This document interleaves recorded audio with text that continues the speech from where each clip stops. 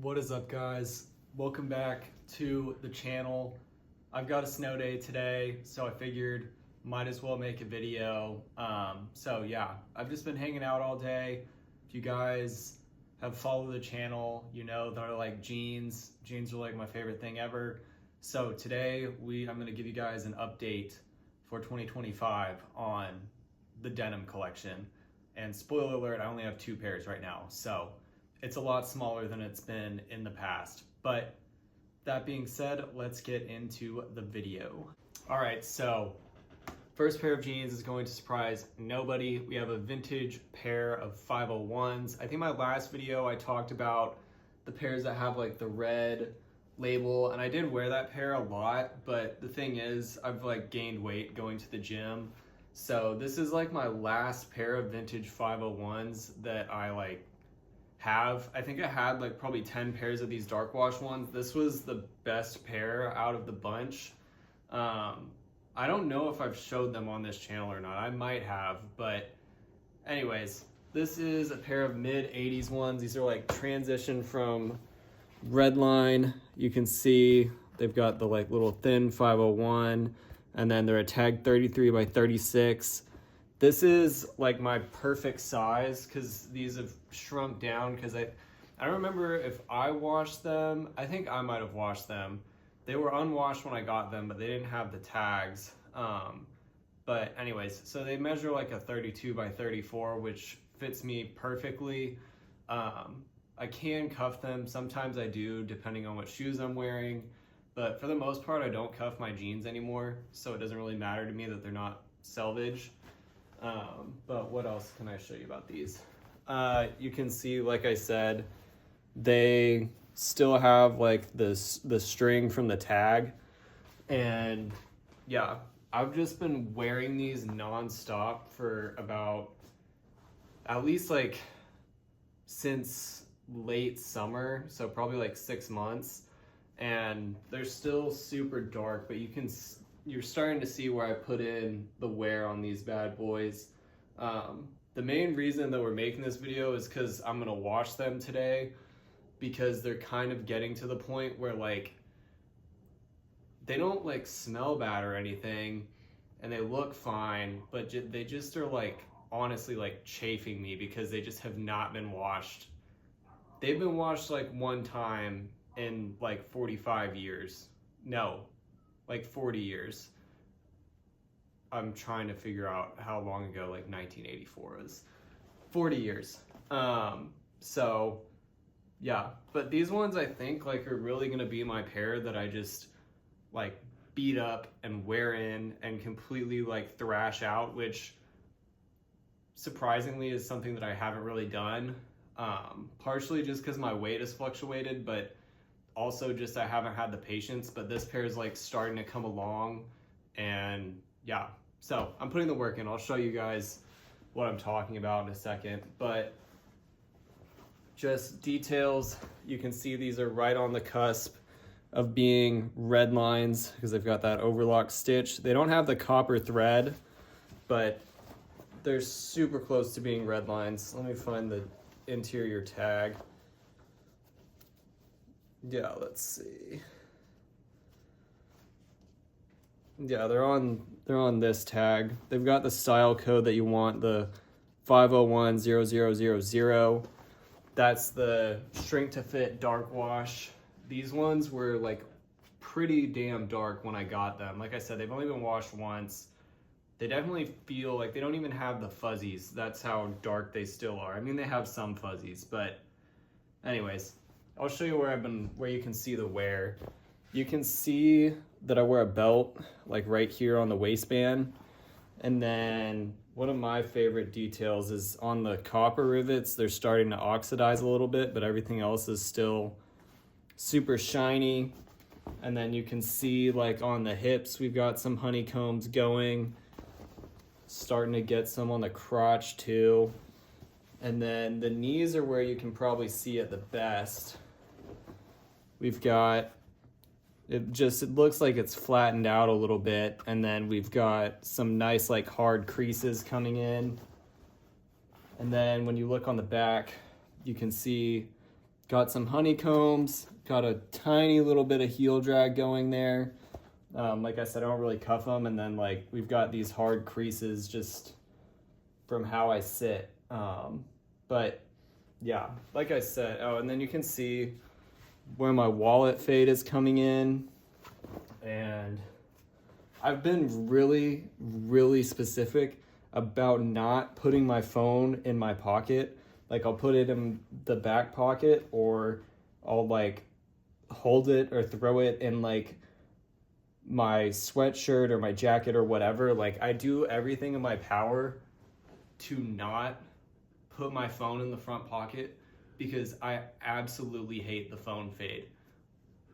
I know like people who are like, that just comes with how we live today, and it just doesn't look good. It always looks bad, and it makes buying jeans hard now, because people will sell their vintage jeans that they wore a ton, and then there's a phone fade, and it's just the ugliest thing ever. So I try really hard to not get the phone fade. So hopefully that doesn't happen with these. But yeah, this is my only pair of 501s.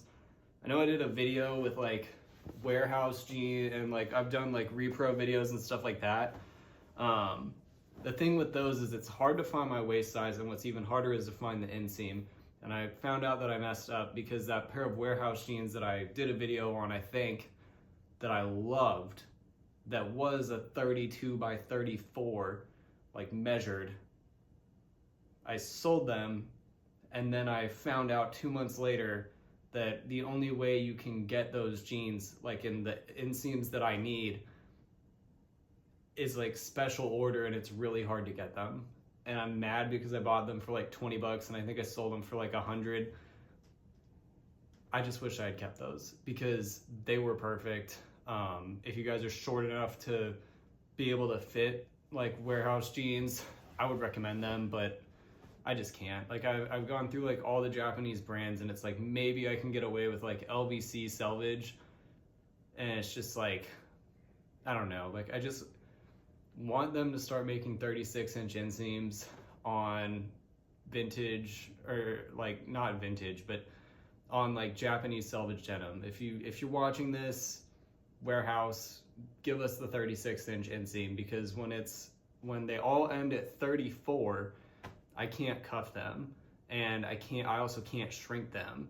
So like I just have to wear them raw, because I need a 34-inch inseam, and as soon as you shrink them, they go down to like a 32, 31, and it just doesn't look how I want it to look. So if you're a warehouse, if you're literally any Japanese brand that makes good denim, give us the 36-inch inseams, please. I need it. Anyways, on to the next pair of jeans. All right, hopefully you guys can see all the way down to my feet. You can see I wear my house shoes. I'd show you with regular shoes, but I don't want to get anything dirty. But yeah, that's what they look like on. All right, so my only other pair of jeans that I own at the moment is this pair of vintage, like 80s Wrangler 13 MWZs, courtesy of Plum Garments. I will plug him down below. His Black Friday sale was great. I got a ton of personals for very, very cheap.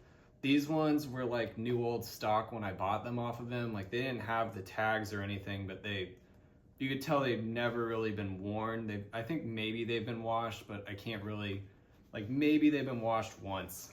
Like that's the same with these too. I should have shown you that. I will show you that when I'm about to wash them, but you can tell they're only one wash because of the roping. But yeah, like these ones, like they've been washed one time because they have super minimal roping, maybe even never washed. But yeah, the reason why that happens is just because of the way like the denim shrinks and then it's stitched together. This part shrinks different than the rest of the jean.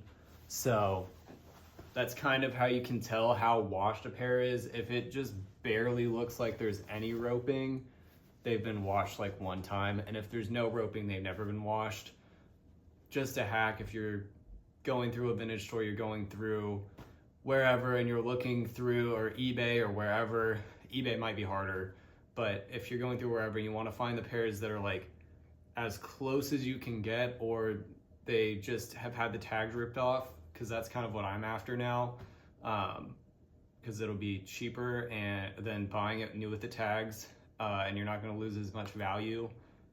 And I like to wear in my stuff, and I like it pretty new. That's how you can tell, is the roping.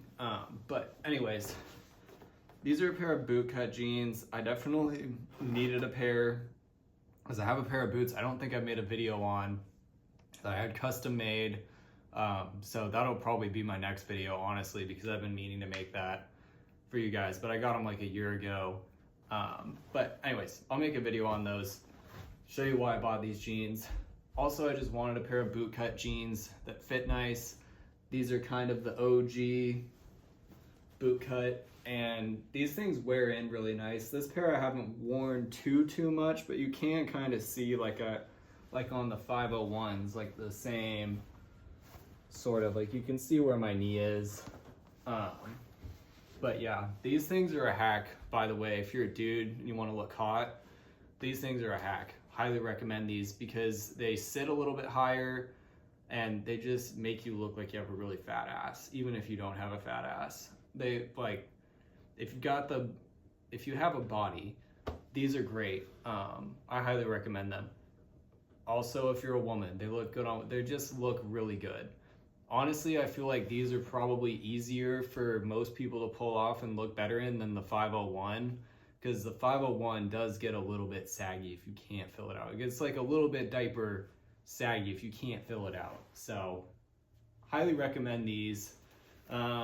These are also a lot cheaper than 501s, although the price has kind of risen on eBay, because I was looking on eBay like just because I wanted a nice worn in pair, and like I was seeing people asking like 50 bucks. Like, what the hell? Buy a brand new pair. But anyways, yeah. So details on these, the way that they make they weave the denim, I forget what it's called, but it's kind of like a herringbone, like twill situation, instead of going like Levi's is right hand twill and Lee is left hand twill. These are kind of more of like a herringbone situation. So these really don't rip, which is really nice, which is why I like the faded out pairs, because you can just wear them.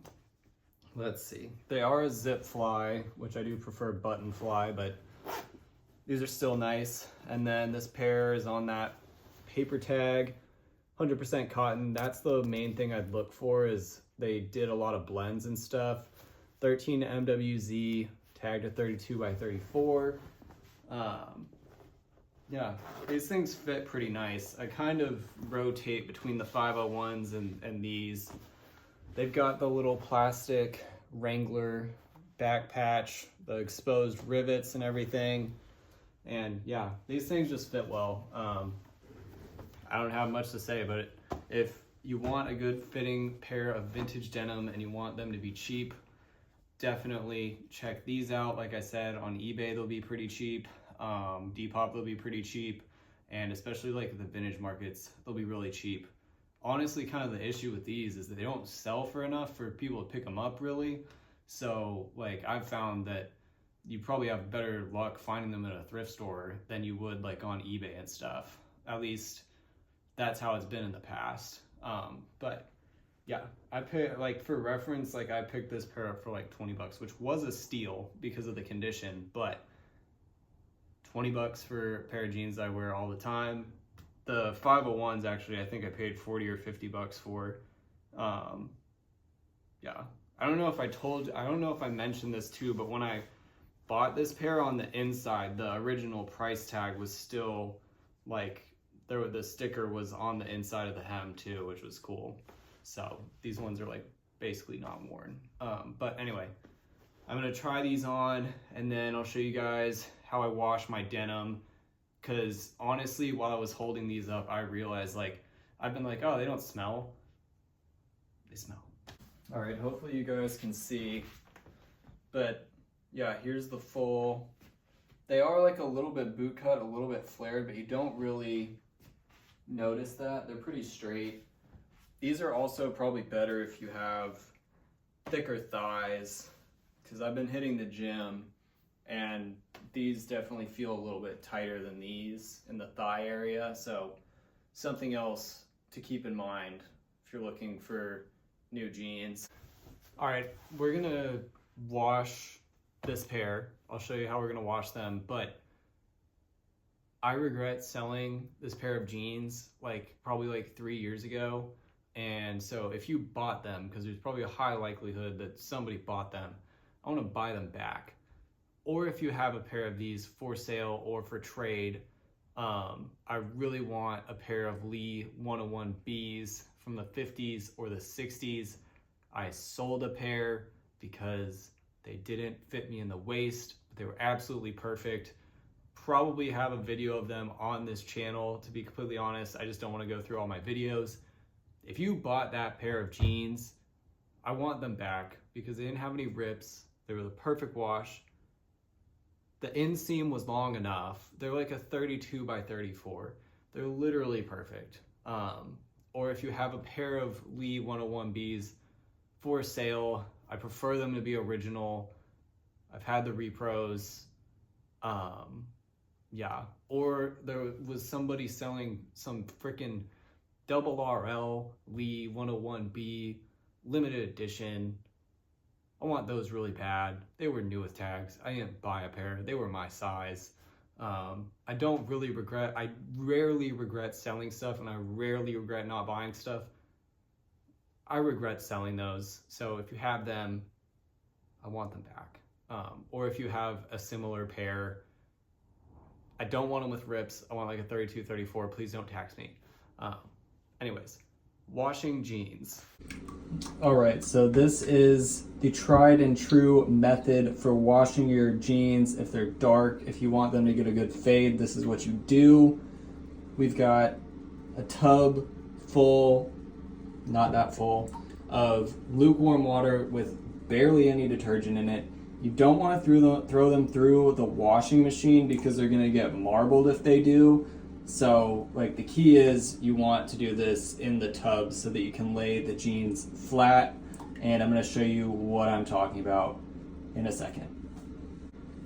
All right, this is about as good as we're going to get. This is how you do it, or at least how I do it. You want to lay them flat so that they're not creased or anything, and then just submerge them under the water. I'm going to get that little air bubble out off camera, but we're just gonna let these chill for a while. And you want to make sure that the water's lukewarm too, because you don't want to shrink them. You could do cold. I'm just doing lukewarm because I'm sure there's a lot of oil and stuff in these. But we're just gonna let these chill until I remember them, and then I'll show you how to rinse them.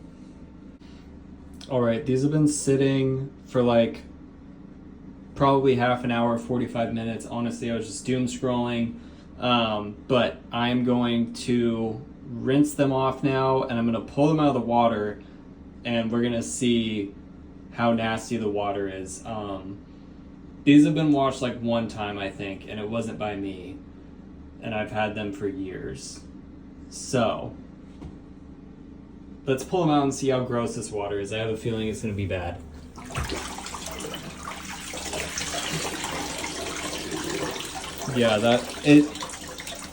In the video it does not look as brown as it is. So I definitely should have washed these earlier. All right, so we will see if this makes it into the video or not, but my other passion is cooking, and I'm challenging myself to cook more, cook better meals for myself, even though I'm single, because I feel like that's my toxic habit, is I get out of the habit of doing the things that I love when I'm single because I'm doing it for myself. So anyways, today we're making a steak because at Kroger they had ribeyes for really cheap. I'm gonna see if an $8 ribeye is that good. Going on the budget trend, I've been trying all the Trader Joe's reserve wines because most of the time they're pretty good. This one is Cabernet and Syrah. It tells you where it's from. Horse Heaven Hills, 2022. And it's lauded, so this is probably pretty good. I like Syrah, so this bottle was maybe 15 bucks. I don't really remember, but I know that the most expensive bottle that I bought was $18. So yeah, I'm gonna try this, see if it is worth the value. The first rule of home cooking is that you drink while you do it. So I'm gonna put this in the Chemex to come up to temperature and decant. And then honestly, I'm probably not gonna film myself cooking, but I'll just like shoot some clips in the middle and show you guys what I made. All right, guys, just poured out the wine. I'll let you guys know how it is. To be completely honest, I'm not like a sommelier or anything, so it's just my opinion. But yeah, let's get into the wine. Then I will show you guys what I've prepped, and then I'll show you the jeans, how I'm gonna dry them out, and then probably show you my dinner and close out the video.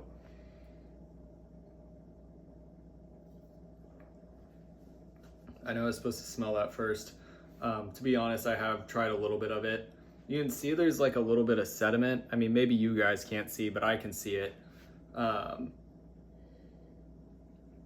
Yeah, I mean, it smells kind of oaky, and that always scares me because I have yellowtail Chardonnay PTSD.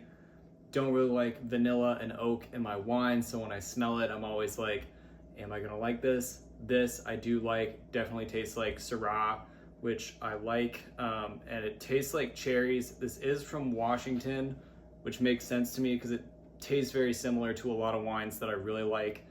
Just local wines from my region. I think that like Oregon and Washington, Pinot Noirs and everything, like for my personal preferences, absolutely perfect. Because like I said, I am not in love with like the warm spice notes, the vanillas, the oaks and stuff. I don't like that as much in wine. I kind of like the more fruity notes and for it to be kind of clean. This is pretty astringent on the palate. I will say it also is pretty damn hot. I feel it in my chest, which is a good thing because like I said, we've got a snow day today. It's cold outside. I am cooking dinner. This is a great wine for like, I think this was like 15 bucks. So anyways, I'm gonna finish prepping my dinner. I'll show you guys what I've made, and then yeah, that'll be the video. Also guys, so that you get the full ambiance, I have been listening to Patti Smith nonstop. I haven't really gotten into her, honestly. This is the first time I've really gotten into Patti Smith since I read Just Kids. I'm not gonna play the music because I wanna hopefully make money off of this eventually and not have it taken down, but we are listening to Patti Smith. If you guys have not listened to Patti Smith, listen to her. If you do listen to Patti Smith, comment down below what your favorite Patti Smith song is. Mine is Kimberly, but yeah, I will get back to cooking. All right, and this is what dinner is looking like. We have this ribeye from Kroger that was $8 that we're gonna see how good it was. I don't know if you guys can see, but there's a ton of salt on it. It's pretty dry. Normally I would let this go for longer. It's probably been going for about, I don't know, I'd say like 8 hours. It's been kind of dry brining, but I only put salt on it. So that is our ribeye. And then to go with that, we've got garlic, shallots, more garlic, thyme to butter baste with. There's butter in there. And then for our sides, we're gonna have roasted carrots with this glaze that I usually use for like miso salmon, but it's just like mirin, miso, maple syrup, soy sauce, garlic and black pepper. Normally I would add white pepper and stuff too, but I just didn't feel like doing it. And then here we've got some shredded up Brussels sprouts that honestly are gonna be kind of like a side salad, but I'm just gonna be super lazy and just honestly use rice vinegar and togarashi, and that's gonna be our side salad. But yeah, I'm going to cook all of this, assemble, and let you guys know how it turned out. But I don't have the confidence to cook in front of camera right now. So I will see you when this is all done.